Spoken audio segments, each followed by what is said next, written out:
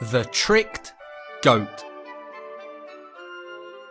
A fox stumbled and fell into a deep reservoir.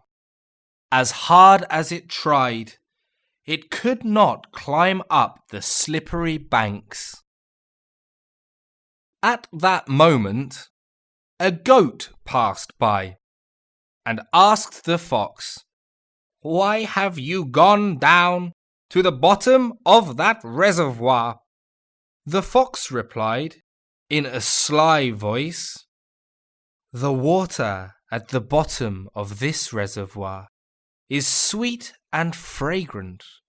You want to try some?"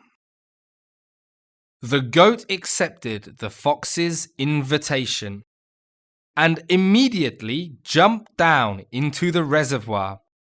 As the goat descended, the fox saw the chance to escape, stepped on the goat's head, and jumped out of the reservoir. When it was safely on the shore, it looked back down into the reservoir at the goat and said, "If you had a brain that has the size of your beard, you probably wouldn't fall for my shallow tricks. Ha ha ha!" When it had finished speaking, it left joyfully.